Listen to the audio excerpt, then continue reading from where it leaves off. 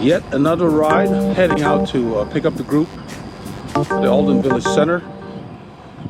We're doing almost, I believe 75 miles today, going into the forest. I'll try to get early and late clips today. Should be pretty interesting. On this ride, I left Northampton, rode into the woodlands, picked up the group at the Alden Village Center.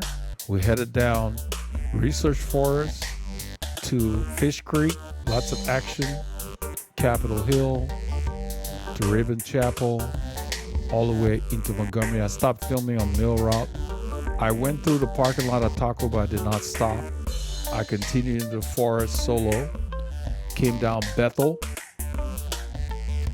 all the way to 1097, which brought me back to Montgomery. Then I took 149. This was the original route to Spring Branch Road,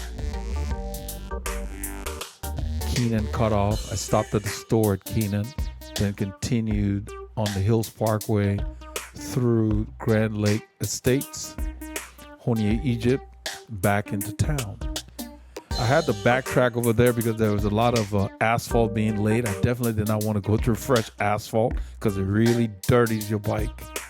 I think you would like the clips I put together for you.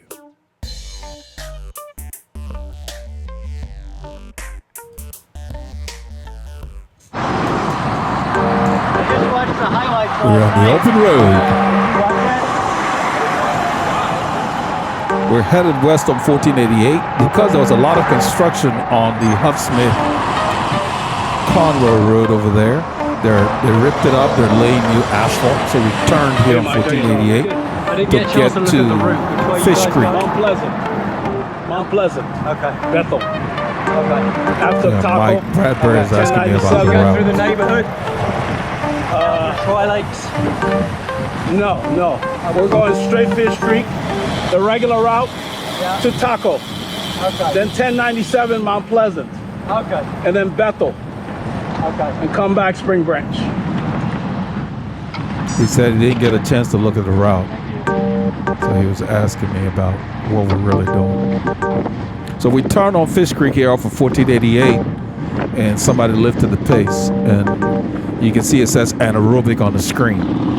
So my plan was to do about 30 minutes hard today. That was my plan. I was doing nearly 162 kilometers, about 100 miles today. Almost 80 with the group, and then by myself I did another 25 or so.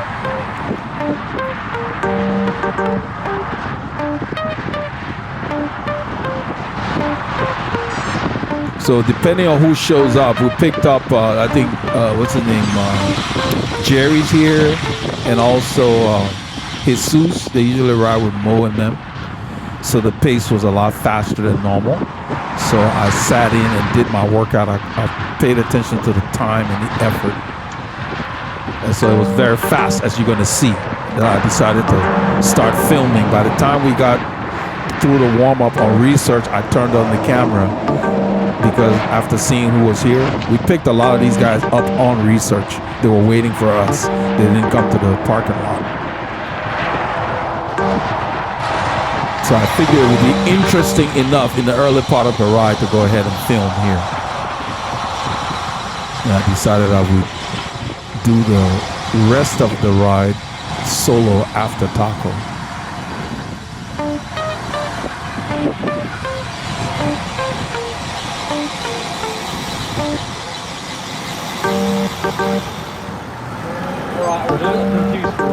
Jerry. That's Jerry. Taco up to Mount Pleasant, 149 north to Bethel, south of Bethel, 1097 back to Taco and back home, yeah? No, we're not going back to Taco unless somebody needs to. We're just going to go straight and stop at Keenan. That's the second stop. Ah, okay, so come down Spring Branch. Yeah, Spring Branch, exactly. Yeah, we have two options when you go in the forest like that, depending on the weather. If people don't load up at the first stop at Taco, then sometimes we go back to Taco. That's what he was asking.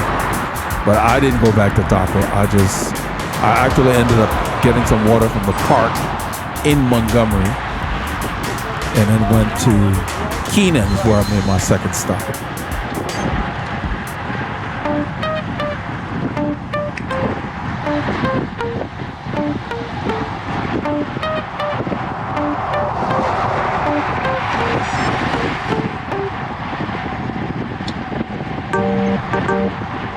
So my plan was to ride about, let's say, zone 2, no more, for most of this ride. That was my overall goal. And right now, sitting in the pace line, that's where I am. But once we get further out and we get into Ponier, the pace continues to go higher and higher. So once we got the mill route, I went ahead and pulled the pin, so to speak.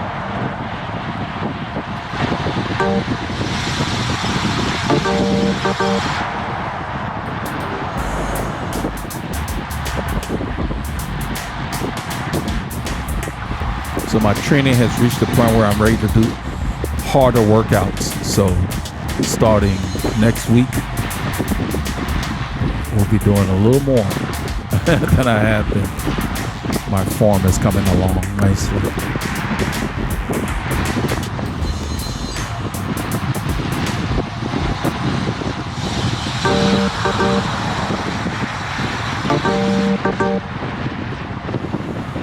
I've got the camera in a lower position than I normally hold it. I'm actually close to the drops. That's why this view, I like this viewpoint. It really puts you in an armchair. I'm holding it very low so you can even see my head unit and that light that's under there. I really like that light. It's very visible. It's for you to be seen, not to see with. So when I leave early and it's dark, I put another light on the front that I can see with. You see, we're flying 26 miles an hour. We're moving.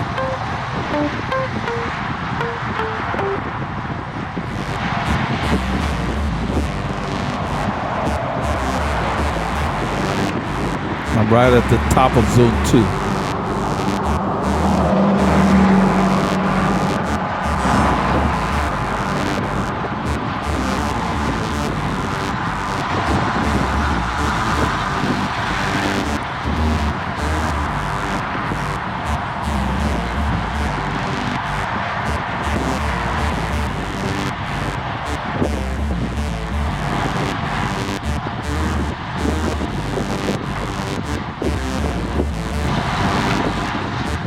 A lot of soft pedaling I'm doing right now. You see the watts at 0. The road is kind of going slightly down. We're going to descend in a little bit, go down that bridge, towards that bridge, and the speeds will go up. But when you're in the pace line, getting sucked along, you've got to learn to soft pedal. And you see Michael stop pedaling. I mean, you do whatever you need to do to where you're not on the brakes.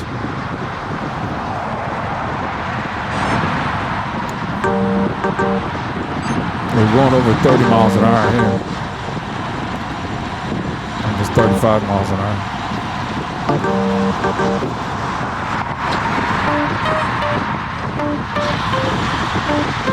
Yeah, I don't want to brake, so I moved to the left. Peter had just gotten off the front.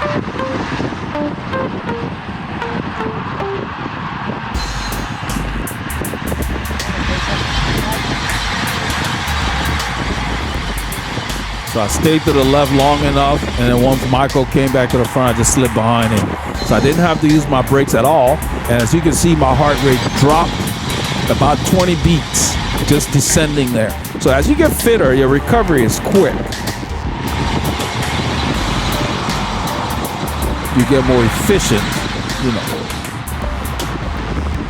and everything's much easier.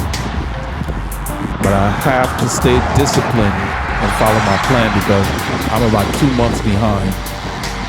I missed most of January, December and January. I really didn't do much riding on a normal schedule, so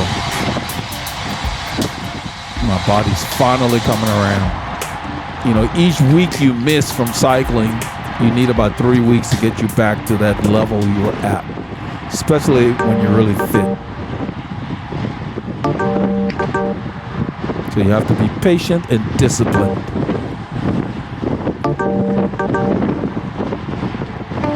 You hear it's quiet. I'm staying to the left of Michael. That's where the draft seems to be. You see, he's doing the same thing. Then I moved over a little bit to the right. I'm trying to look for the ideal draft position here. Because I know it's going to get harder, so I'm trying to just keep my effort minimal until necessary.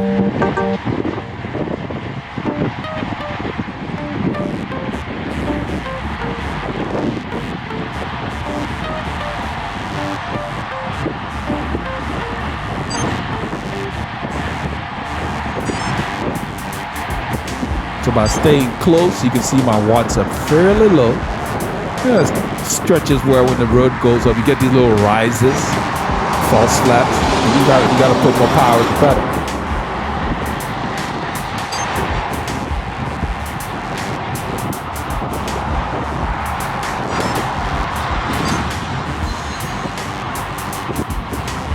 So I said that, you know, for every week you need about 3 weeks, but that's with a caveat. If you're doing 2-a-day workouts, you know, you might get back quicker, but you got to be real careful with those because there's a tendency that you can overtrain if you do too much, because you have to make sure your body is absorbing the stress of training and the stress of life, because you are stressed by different things and everybody copes differently. You have to listen to your body. So last week was a rest week for me, and I ended up turning back on Saturday, shorten my ride just to make sure, because I wasn't feeling great. Let my body thoroughly rest. And this week I built back up gradually. You don't want to go back to the same load after the rest. You got to build back up gradually.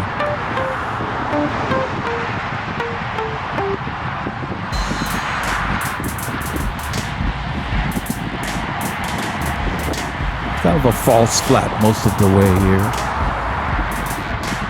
up to 3.5% at the intersections.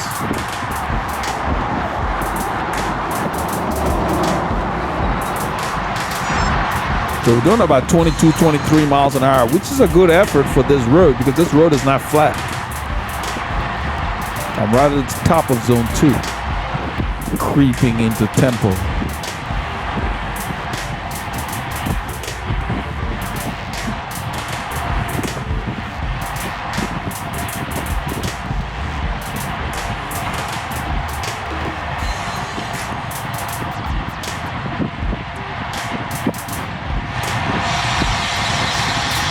So that was Doug that was pulling. He's pulled off. I believe that light's red. Oh, it's changed. So yeah, so we're gonna continue. I like it when it's green. Once we get going, I don't like to break up the rhythm.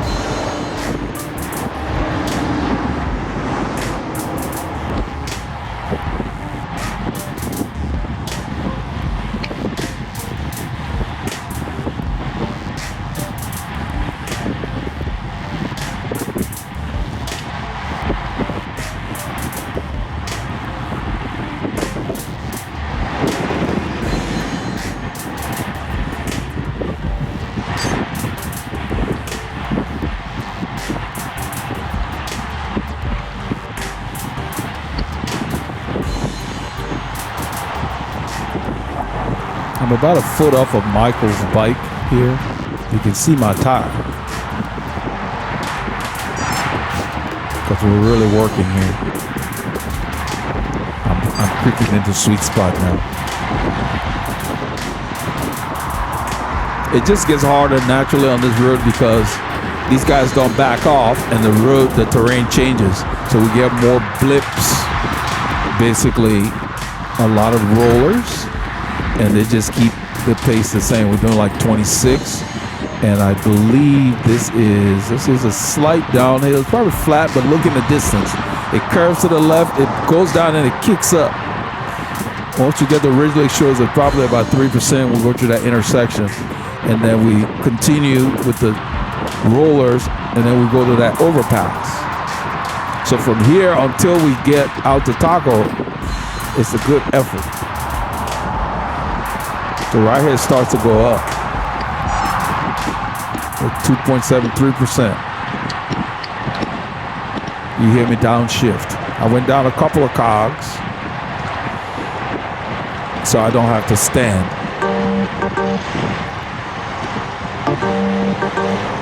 You have to find the rhythm that you want to use, and it's going to be different each time, each ride, you know, depending on how you feel. But whatever it is, don't get bogged down.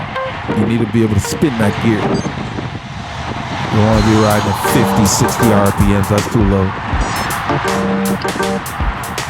You want to be 70 plus. So when you need to rev it up, you just rev it up. You don't have to shift.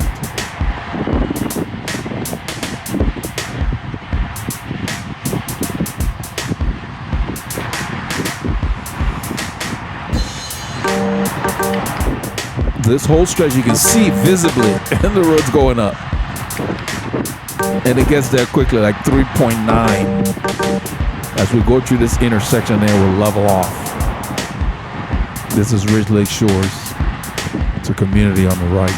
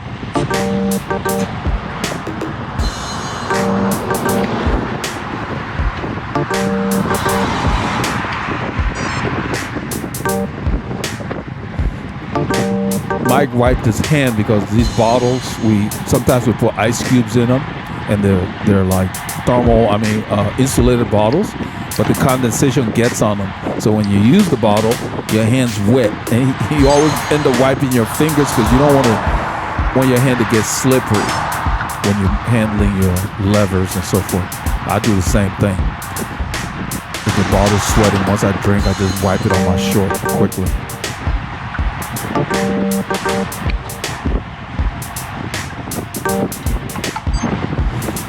The guy pulled out the line. I guess he wants to go to the back. I just stayed on Michael's wheel.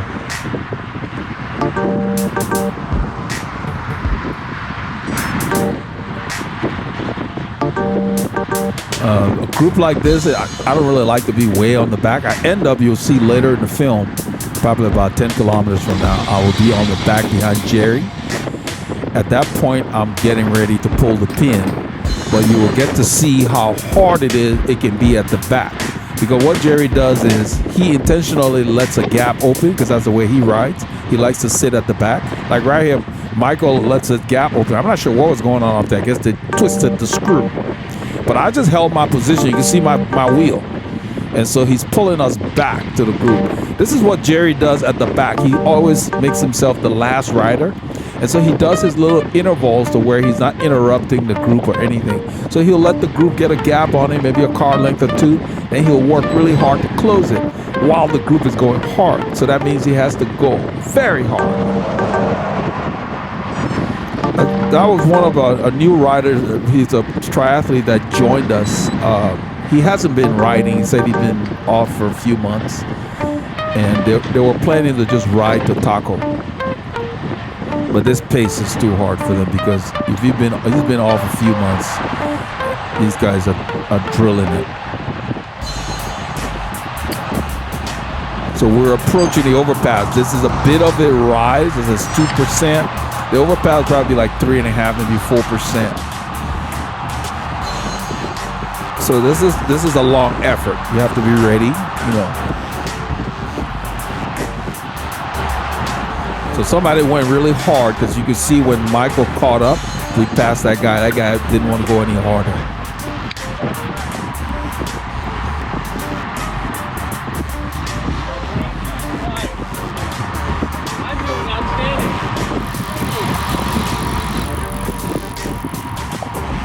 I think there was Mike that was at the front. Mike Barreras. We have a lot of Mikes in the group. This is English Mike. We call him English Mike. He's from across the pond. Mike Barreras, we just passed there, is from San Diego. He's also on the thumbnail this week. So we started to go, I think Jerry is pulling. And I think we go like probably 20 miles an hour or so. Which is mild, because usually these guys go like 25 up these things. So I was very surprised, because I looked down, I saw 400 watts, that was it. Usually we'll be climbing at 600 watts. So it was very mild.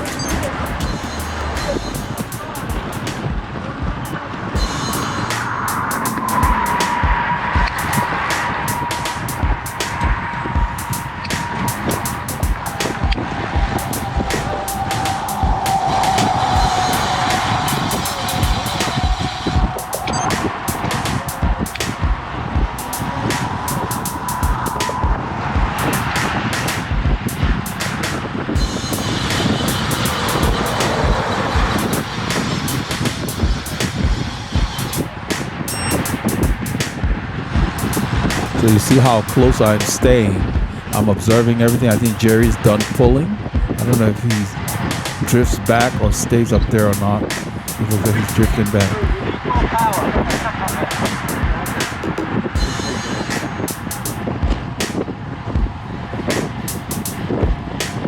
Jerry likes to stay at the back, as I said earlier, so that he can do harder efforts. You'll see that in a few kilometers. I'll be sitting on his wheel. I expect him to do that, but at that point I was ready to let them go, so I just wanted to be the last rider. But I stayed with him, I think, a couple of efforts, so you get to see that. But that's a way to do, like if you're riding with a group where they don't want to go hard, because we have some groups in the area that during the week they don't want people going hard out of corners and so forth. It's a steadier ride. So what you can do is stay off the back. Then when they're riding, you let the gap open, then you ride hard and ride up to the group. So if they're doing 25, you do 27 or more and ride up to them. And you do enough of that, you can get a harder workout in. That's the kind of stuff Jerry does. That way you're not disrupting what the group is doing.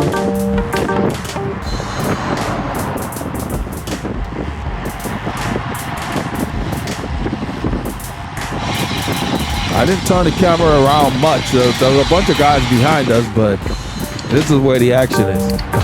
Nobody wants to come to the front. When it's hard, you have no trouble getting to the front.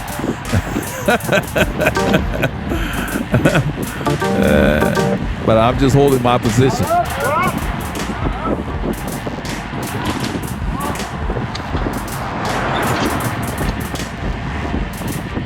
We always call those out because in the group people get a little careless. If I'm riding solo, I mean, I'm never here on a road like this. Unless that edge is real crappy, I'm always to the right as far as I can be. I give the cars enough room when they're going by.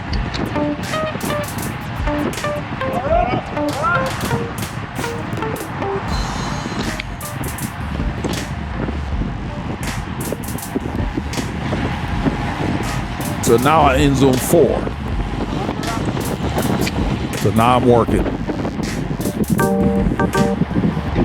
This is a good work zone from here, 165 to like 175 or so. That's a good race pace for me anyway. So as you train, you'll be generating more power in these zones as you get fitter and stronger. That's why you have to build your base. That's why you have to be disciplined. Because if you have no base, you will get there quickly and you won't be creating much power. So you got to be able to let your form come. As you can see, we just went down that dip. It went down almost 12 beats. So when you're fit, your recovery is quick, and then you can go again. Recover, go again. That's what it takes.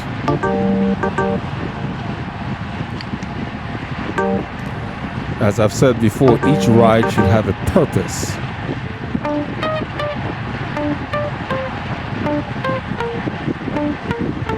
So even though my fitness is there, somebody just said hold, it's better to point. Yelling hold does not help the rider behind you because he doesn't know where the hold is. You gotta point or move away from it and he'll follow you. You know, don't ride into the hole.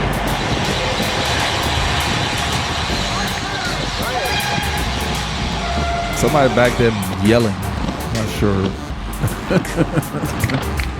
It's like, I don't, you know, all that yelling is like early in the morning. 7:30 in the morning, doing all this yelling. Going by other people's homes. I don't care for all that. Use your signals. Just, you know, point to the right. Or say it next for the guy in front of you and he can pass it along the group. Just screaming from the back. The person in front knows this route. So now this, when we turned over there, it was a bit of a grind. As you can see, my heart rate's gone up another 12 beats from the time I mentioned going through that dip. That's what happens. It's like a rev meter. So even though I can tolerate this, I have a different plan for this weekend. I was doing something long today, really long, heavy, and then Sunday I was going to back it up again for another long, big ride. So I did not want to push too much for too many hours on this ride. So my emphasis on this ride was endurance overall. You're going to do some hard effort, but not for 2 hours or something. So that's why I pulled the pin and finished the ride by myself. Because it's hard to control your effort when you're with a group. So you got to make sure the group is meeting the kind of ride you want to do. And if they're not, let them go.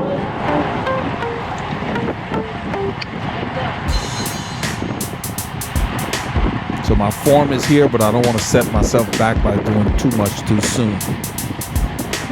So every ride should have a purpose when you go out. Whether you're going to do sprints or you're just going to sightsee or it's a cafe ride, whatever it is, and try to stick with it. So even if you get with a group and they start to do too much for you than what you planned, feel free to let them go. You know, if you're sitting in and you're still going harder than you planned, then yeah, it's time to let them go so you can finish your ride and not be wiped out. I did almost 6.5 hours on this day. So I wanted to make sure that I finished strong and recuperate enough to go and do it on Sunday again. So I did 2 big rides to get my engine ready.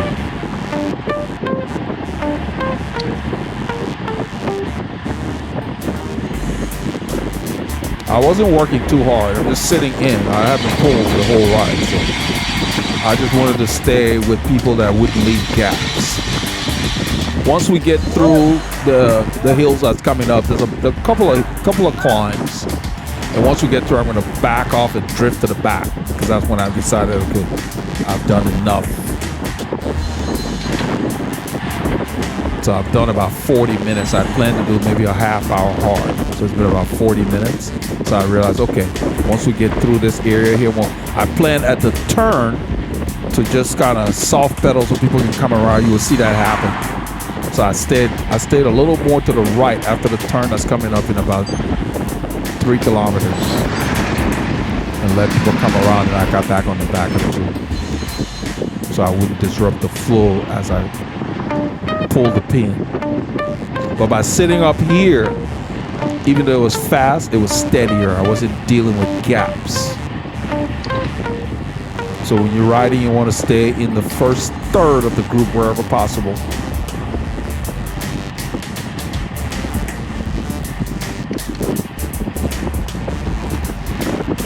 So we're actually going harder on this hill than we did on the overpass.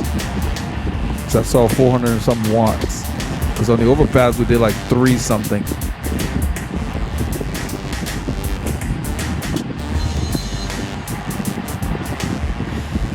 That's the nice thing about power meters. You can really replicate the effort at will. You don't have to worry about environmental factors. And you can decide how you get there, whether you get there quickly with a high rev or grind through to get there. But your muscles work differently at 90 RPMs than they do at 60. So you got to keep that in mind.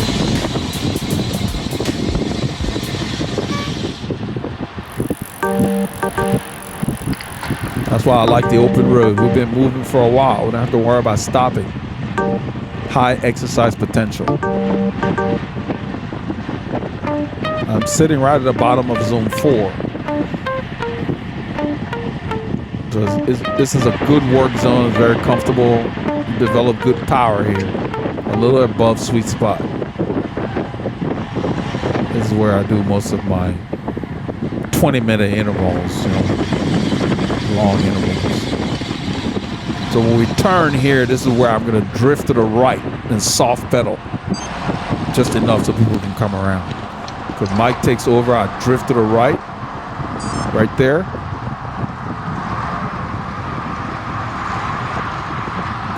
So the two Mikes, Mike Barreras gets on his wheel. I'm looking in my mirror to see where there's a gap. As soon as I see a gap, I'm going to drift. I think Jerry's going to be the last one. And then I'm going to get behind him. That's Doug. That's Frank. All back. Yeah, they're spread out, so I let them know there's a car back. Spreading out too much. Taking up that whole thing. Because some people go over the yellow line sometimes. So this is Jerry. And now I'm going to get behind Jerry. So right here, you're going to see now the way Jerry rides. Jerry will intentionally leave a gap, and then he closes it. And especially what he does is he will close it when the group is going hard. He doesn't close it when they're not going hard. So that means he has to work that much harder. You'll see, I think we'll do it probably one time before I pull the pin and stop the filming. But that's one way to get your intervals in off the back of the group. Bridge back up to them. Do that enough times to get a good workout. And he does that a lot. He's done that all the time. So right here, he's off the back intentionally because now he's not in the draft, so he's working just as hard as the guy at the front. So that's a hard effort for him. That's really cool. I do that sometimes when I ride during the week with there's a group we have called Romeo because they like to go steady. And they keep looking back thinking you're getting dropped. I don't really worry about it. I'm doing my own thing. I know the route. And you see Jerry's on his bars. So now he's not on any wheel, so he can relax in his position.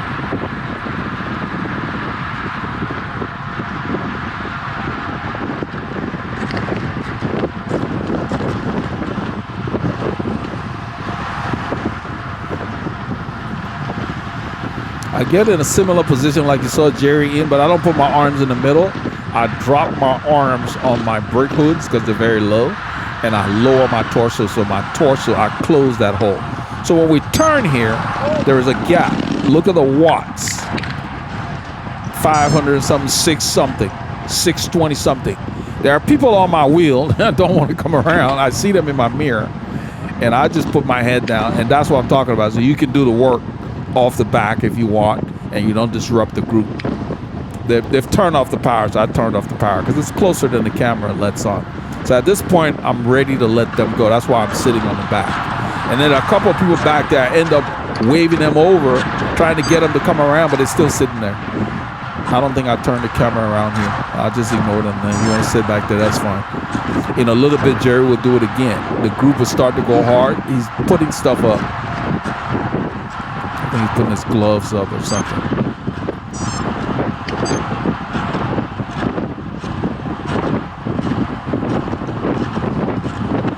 So mill route is kind of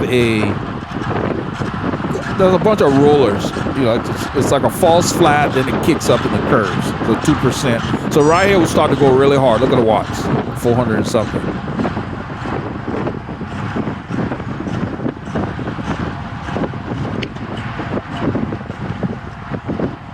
This guy's had enough. And somewhere around here, I turned the camera off.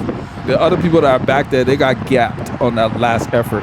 So, now they're coming around. That was Frank, and who else? Okay, that's Jesus. Yeah, I was wondering why they were sitting back there.